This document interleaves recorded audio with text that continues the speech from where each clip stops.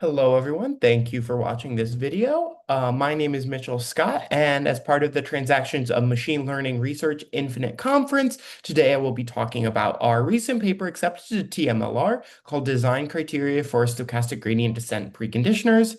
As I mentioned, my name is Mitchell Scott, and this work is joint work with Qianqi Xu and Yuanzhi Shi at Emory University. Ziyuan Tang and Yusuf Saad from the University of Minnesota, and Alexandra Pichette Emmons and Chung Yi from the University of Kentucky. So I'm sure a lot of you have run into this problem before, where I have some loss that I want to minimize, but the data set is so large that the gradient computation takes forever to solve it. What do I do? And while there are many different approaches to answering this question, today we're going to be talking about preconditioned stochastic gradient descent, right? So to minimize this stochastic objective problem, we can write the resulting algorithm as kind of the model parameters at the next iteration, the k plus first iteration, equal the model parameters at your current iteration minus some learning rate, which can change depending on the iteration. And I'm going to skip this for a second, and then we're going to go to the stochastic gradient, G, which has to do with the data at the kth iteration and the IID sample drawn represented by CK. This M is actually the preconditioner where we're applying M inverse onto the gradients. And if you're a little confused by this, if you think of M as the identity matrix for a second, you can see that this is just the stochastic gradient descent algorithm.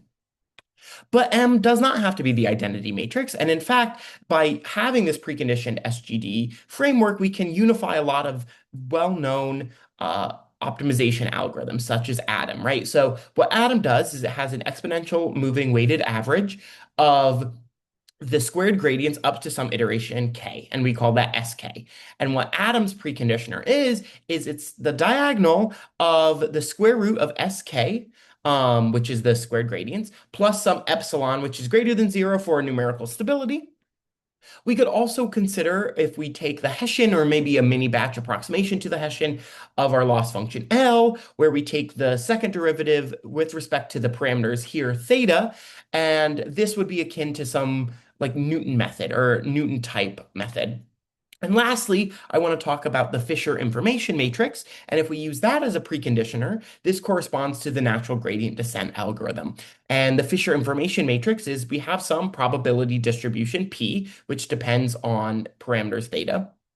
We do the negative log likelihood of this. We take the derivative with respect to the theta, and we do that for two different, you can think of that as two different gradients, right? So we have an outer product, and in expectation, we see that this is the Fisher information matrix.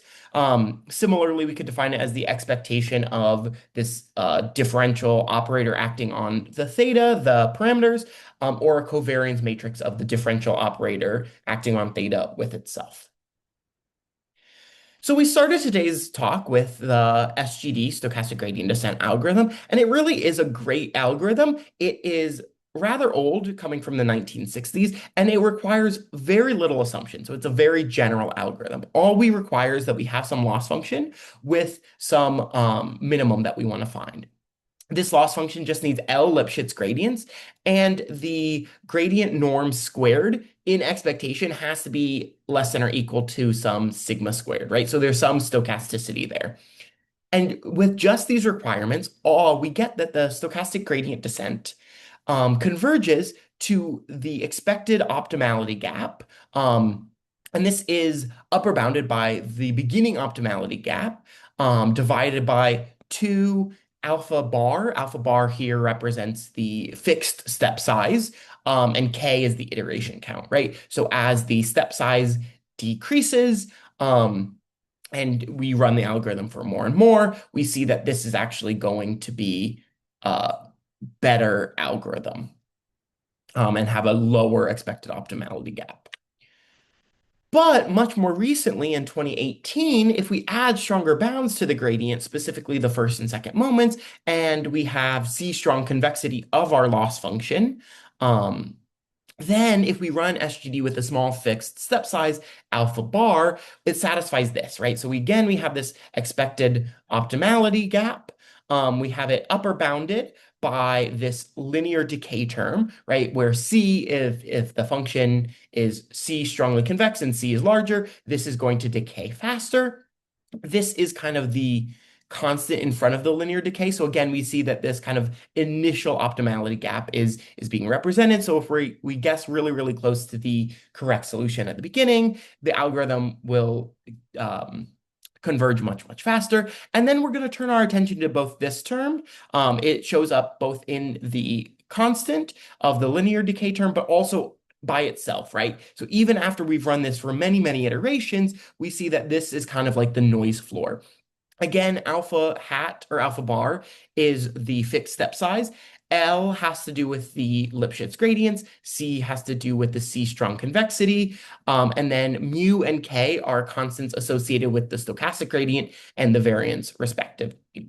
And we're going to talk about K a lot more in detail later. So this bound really highlights that there are two things to balance, right? The first is this linear contraction term, 1 minus alpha C mu, where again, if C is greater or mu is greater or alpha is greater, we get stronger convergence. And then we also have this term that, as I mentioned, is kind of like the stochastic error floor.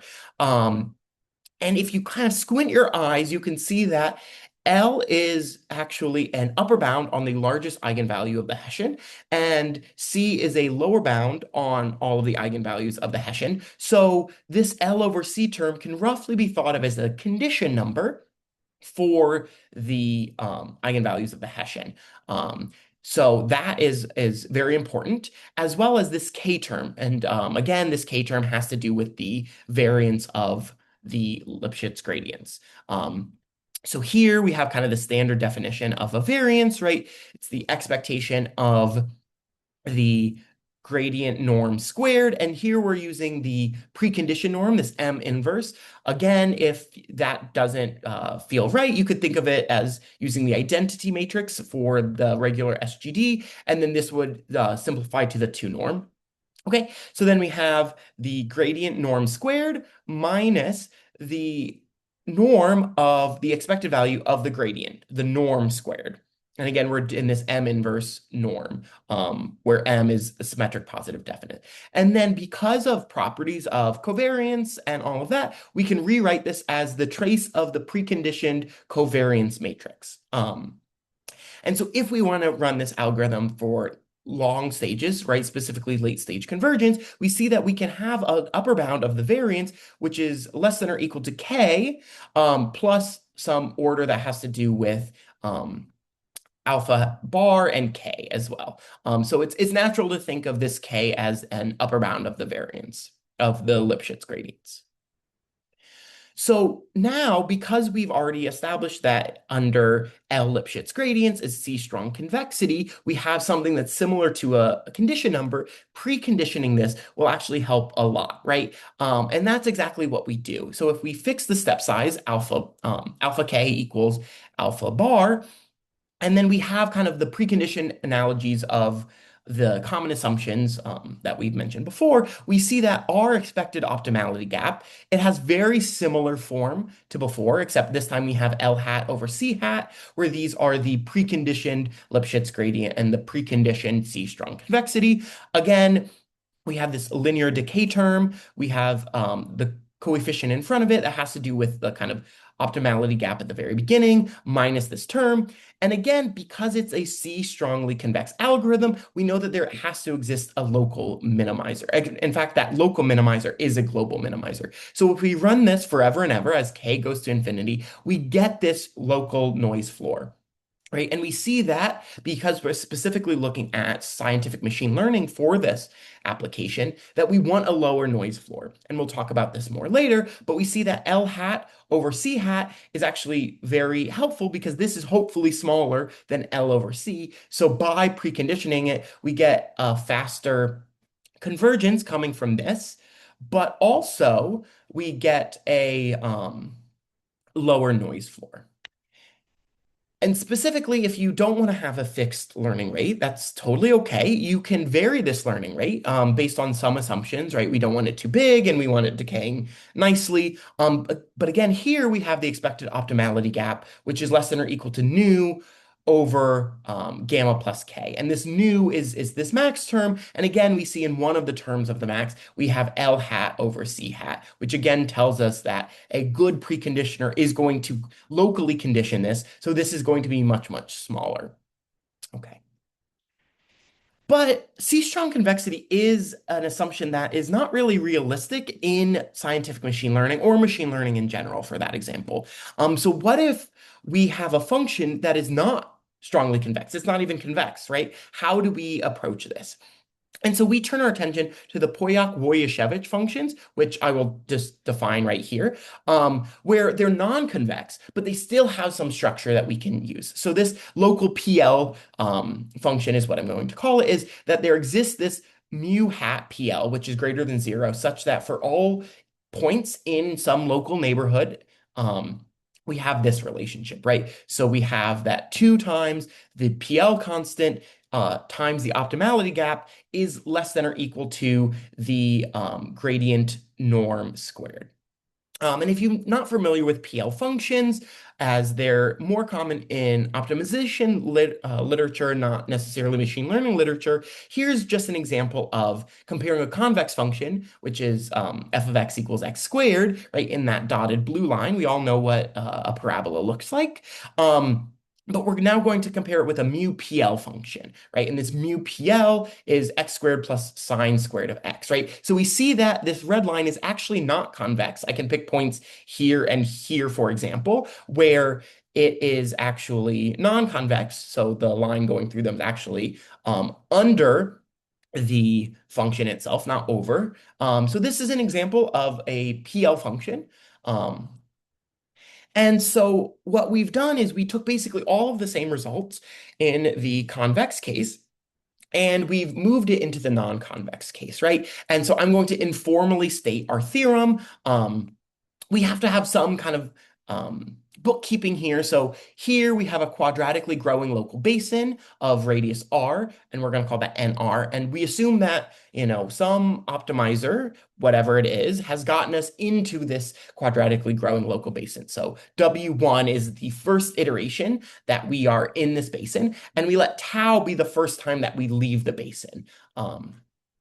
Okay, so then if we have a fixed step size, which is again some small number, alpha hat or alpha bar, we get linear convergence again. And this is the exact analog of the previous theorem I showed you, right? Here though, as opposed to L over C, we have L over mu PL. So again, if we have a larger PL constant, that means we have a faster convergence rate, linear convergence rate.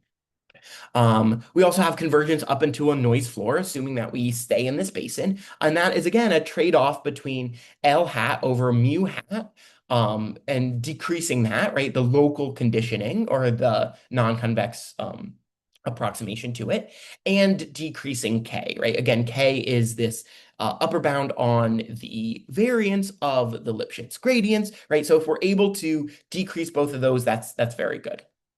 And if we have some harmonic step size where alpha k is proportional to 1 over k, the iteration number, again, we have this nu over k convergence where, again, nu depends on decreasing this L hat over mu PL hat. And then because it's very important that we have tau where we can leave this basin, we stay in this basin with high probability, depending on kind of 1 minus order L hat k, where again, we want to lower L hat on a good preconditioner will do that, and K, where again is the upper bound on the variance, and again, a good preconditioner should hopefully lower that, making this more likely. And then we also have this term delta K, where delta K represents escape probability at the kth iteration, right? So this lets us use Gaussian assumptions for the gradients or even heavy-tailed gradients, right? Because both of them have some sort of escape probability where you can get very, very large numbers and leave the basin. And because once you've left this locally structured basin, we don't really make any assumptions on what happens outside. So again, this is very nice, but the main part is we stay in this basin with high probability, and a good preconditioner is going to make it easier to stay in this basin. Okay. So first, let's prove that our theory works, right? So we're going to look at a quadratic model. And this quadratic model is just W minus W star transpose H, W minus W star, and then we put the 1/2 there. And W0 is just IID Gaussian. And then without loss of generality, we set W star equal to 0 so that F star is 0 for this quadratic model. And we can do that. That's really just shifting this quadratic model up or down. And so H here is very specific. We have Q is Haar distributed, so it's an orthogonal matrix. And then lambda is log uniform spectrum, right? So anywhere from 10 to the minus 2 to 10 squared. So you can notice that this means that we have a symmetric positive definite problem. And so because this is a deterministic problem, we had to add stochastic noise, right? So we can easily take the gradient of this quadratic model and we do that, and then we add some noise, where again, this noise is IID univariance Gaussian. And we run this preconditioned SGD. So over here, we see that the eigenvalues are equally spread between 0 and 100, right?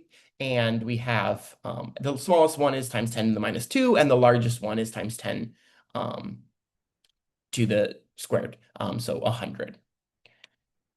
So first we're going to look at is deflation preconditioners, right? Where we take the largest eigenvalue and we arbitrarily set it equal to 1. So again, we have this kind of H is the eigenvalues that we just looked at. They're in brown, and we deflate different numbers, right? So the first one, this blue one, is actually we deflate just the largest eigenvalue to 1, and everything else is unchanged, right? So that's why we took this value and put it down here. So it's slightly shifted, but everything else is roughly the same. And then we do 5, 10, 25, and 50, right? Where this other extreme, we take the 50 largest of the 100, 50 largest eigenvalues, set them equal to 1. And what does this do with the expected optimality gap, right? We see that as we deflate more and more, we get better results, right? So purple is the largest deflation and has the smallest condition number, right? This being 100. And then we see that it also leads to the lowest convergence. Not only the fastest, kind of convergence, but also the lowest loss floor. And we see that the pattern continues as we deflate less, we get higher and higher loss floors. Okay. But we also look at inflation preconditioners, right? Which is essentially the same, except this time we take the smallest eigenvalue and inflate them to 1. So this is kind of the exact opposite of what we did last time, where we see again the condition number between the last two experiments, last one and this one, are the exact same. So we're looking at the purple, for example. So if we deflate the bottom 50 eigenvalues to 1, we see that again, the condition number is still 100. So the results that we get here, where they all have kind of the same convergence at the very beginning, but then they stagnate to a very, very high loss floor. This is not even times 10 to the minus 4, whereas last time we got results up to times 10 to the minus 5, right? So a much lower loss floor by an order of magnitude. And so this really highlights the fact that it's not just about local conditioning, because we are looking at the exact same condition numbers last experiment and this experiment. And if it was, we would get similar results, right? But what has changed here? The fact that, the trace of this is just the, kind of sum of all the eigenvalues. So if we're increasing the value of these eigenvalues by inflating them, we're actually increasing the trace. So that tells us that the trace here has to do with the noise floor, which verifies our theorem above, right? So we have a higher trace and a higher noise floor for all of these.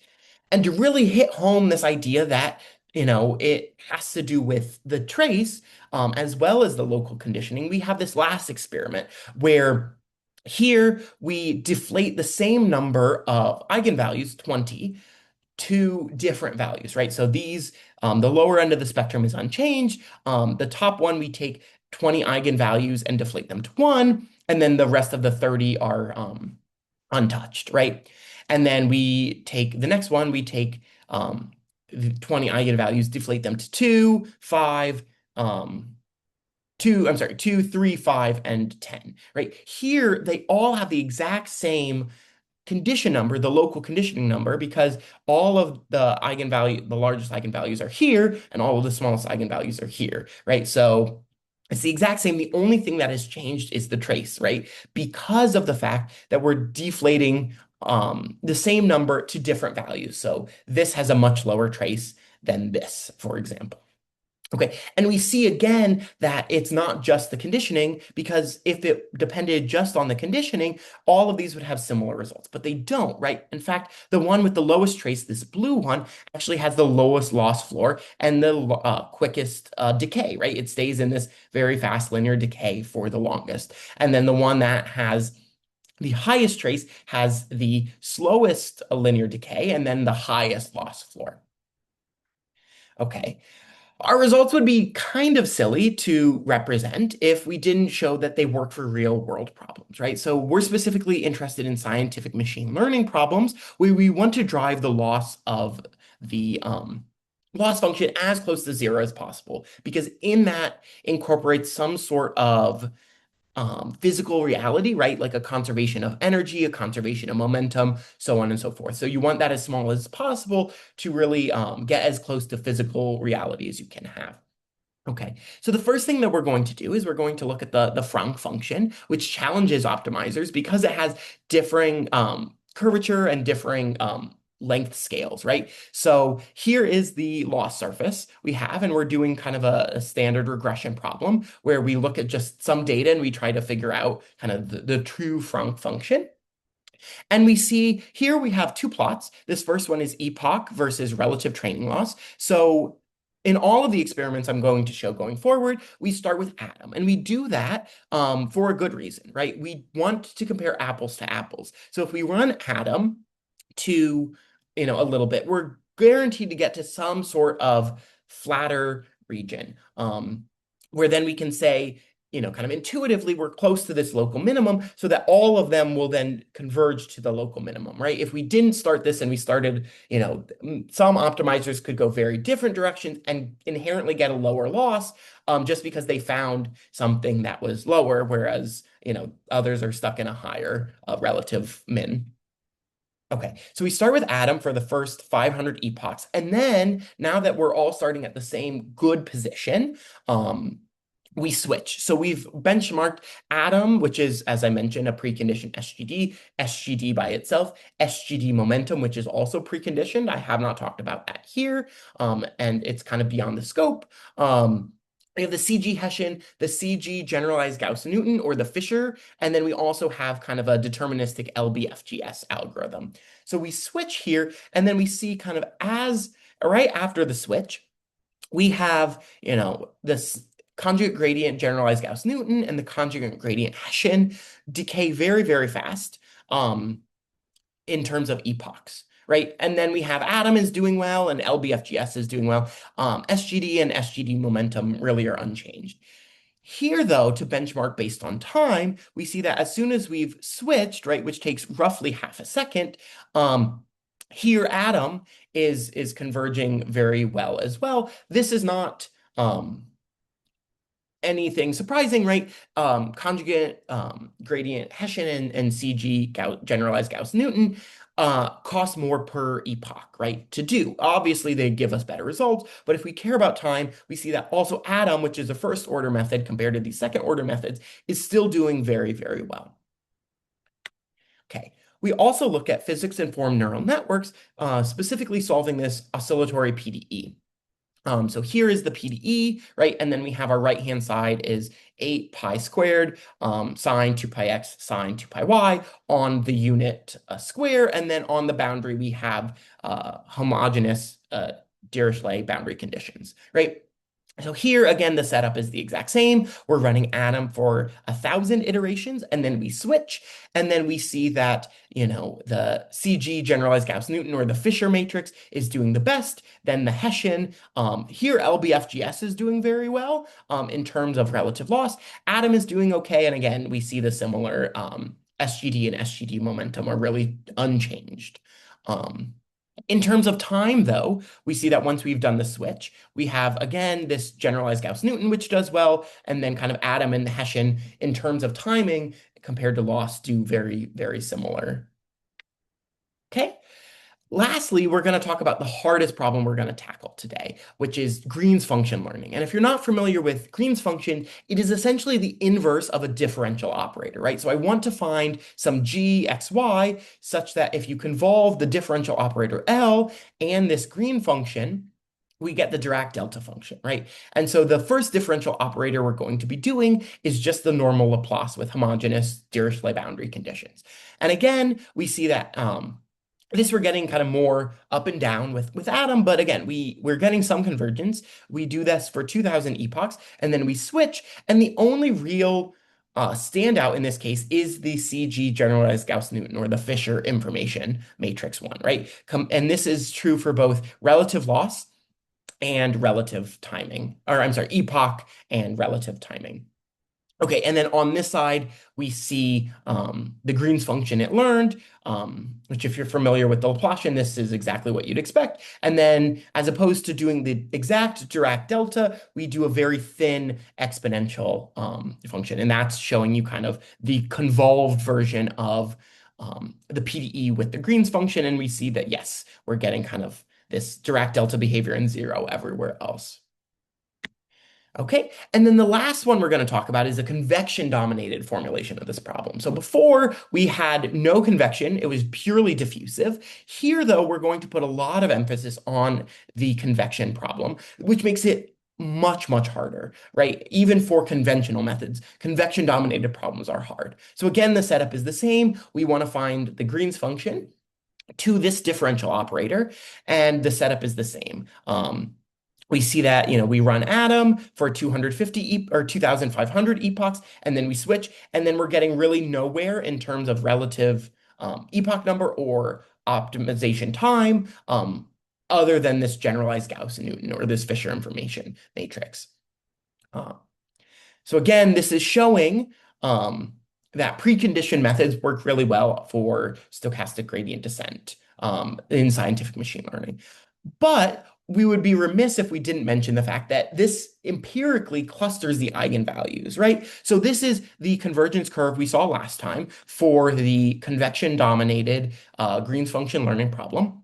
So, this is just Atom, it's convergence, and then at 2500 we switch, and then we see that the generalized Gauss-Newton goes really, really quickly. This is what we saw on the last page, but we have a star here now. And this star is halfway through. We're looking at the Hessian analysis, right? So we have the Hessian, and we see that it is kind of all over the place, right? It has values as large as almost 1,000, and it has values that are, on the order of -1 times 10 to the -3, right?